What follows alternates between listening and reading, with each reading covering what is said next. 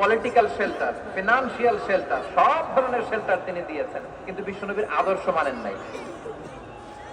মুক্তি মিলবে? হ্যাঁ, আওয়াজ করে বলেন, আবু তালেবের কি মুক্তি মিলবে? তাহলে সেরেফ ভালোবাসা আপনাকে বাঁচাতে পারবে।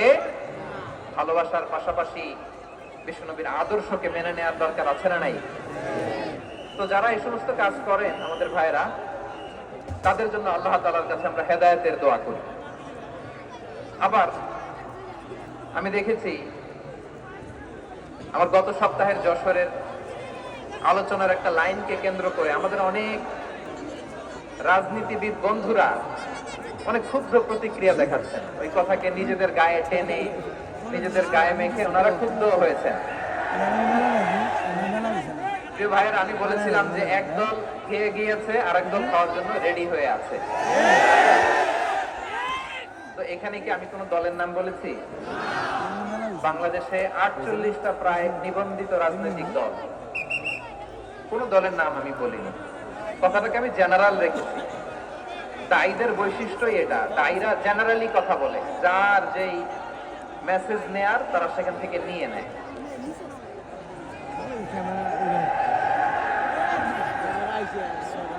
তো কোন দল এটা নিয়ে কোনো কথা বললো না। আপনারা এটাকে নিজের গায়ে যে মাখালেন, এটা ঠিক হয়নি। আমি বলবো যে এটা খুবই অনভিপ্রেত হয়েছে। কোন দলকে টার্গেট করে বা কোন দলের পক্ষে আমরা কখনো কথা বলি না। আমরা কোরআনের পক্ষে কথা বলি, ইসলামের পক্ষে কথা বলি, ঠিক কিনা বলেন?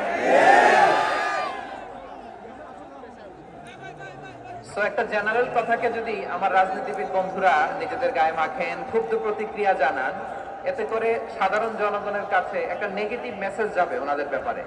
এটা হোক আমরা চাই না। এদেশের যত এই যে আমার ভাইয়েরা, এই যে আমি যে কথা বলতেছি, সাদা টুপি, ও আচ্ছা, চলে যাবেন না, একটু জায়গা দিয়ে দেন ওনাকে। হয় কি, লক্ষ লক্ষ মানুষের ভিড়ে আপনি যদি উঠতে চান খুব কঠিন হয়ে যায়। যদি পারেন একটু বসেন, আর না পারলে ভাইকে একটু জায়গা দিয়ে দেন। আমার দিকে তাকান, এই সিলেট, এদিকে তাকাও, এদিকে এদিকে, ফাইন। তো আমার প্রিয় রাজনীতিবিদ বন্ধুদের আমি বলবো, কথাটা ছিল ভেরি জেনারেল, এটা নিজেদের গায়ে মাখানোর কোনো দরকার নাই। আমরা এই যে এক্সিস্টিং যে রাজনৈতিক চর্চা, এটা থেকে আমরা বেরিয়ে আসতে চাই। আমরা চাই না এদেশে চাঁদাবাজি, দখলবাজি থাক, ঠিক কিনা বলেন? এদেশে কোনো দুর্নীতি থাক, টেন্ডারবাজি থাক, এগুলো আমরা চাই? আই হেট পলিটিক্স একটা জেনারেশন আছে, এই বেশিরভাগ জেন জি অফ সিলেট, এরা আই হেট পলিটিক্স জেনারেশন। এরা পলিটিক্স কে পছন্দ করে না। তো কেন করে না, এর দায়ভার আমাদের আছে না নাই? আছে। এবং আমরা দেখেছি ক্ষমতার পালাবদল যখন হয়, এক সরকার যায় আরেক সরকার আসে, তখন দুর্নীতির ফিরিস্তি আমরা জানতে পারি, এর আগে জানতে পারি না। প্রতিটা দলের ভেতরেই আমরা এই বাজে চর্চাটা দেখেছি। তো এখন আমাদেরকে শুধরে নেওয়ার সময় এসেছে। এটা এই সুন্দর সময়, নতুন প্রভাতের বাংলাদেশ, নতুন ভোরের বাংলাদেশ, এই সময় আমরা কাদা ছোড়াছুড়ি যেন না করি।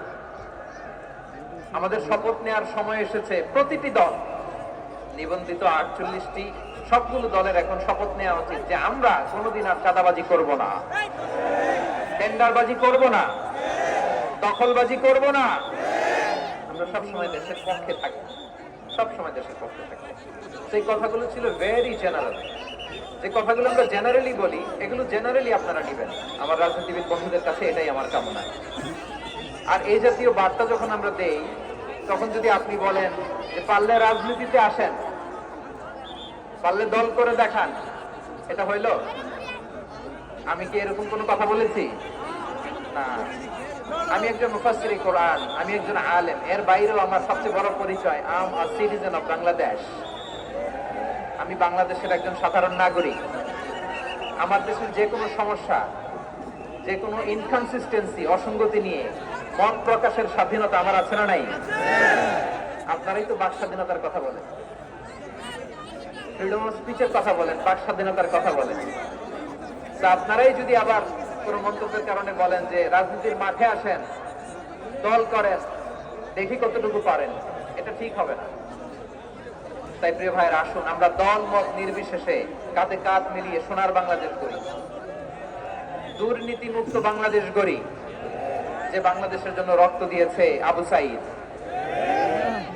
যে নতুন ভোরের বাংলাদেশের জন্য রক্ত দিয়েছে মুগ্ধরা, যে নতুন বাংলাদেশের জন্য রক্ত ছড়িয়েছে 24-এর যে গণ অভ্যুত্থানের প্রত্যেকটি শহীদের আওয়াজ করে বলেন ঠিক কিনা? আল্লাহ তাআলা আমার দেশকে তুমি নিরাপদ করো, শান্তিময় করো, আমরা যেন স্বাধীন সার্বভৌম বাংলাদেশে মাথা উঁচু করে বিশ্ব দরবারে দাঁড়াতে পারি। আল্লাহ তুমি তৌফিক দান করো। আওয়াজ করে সবাই পড়ে আমিন।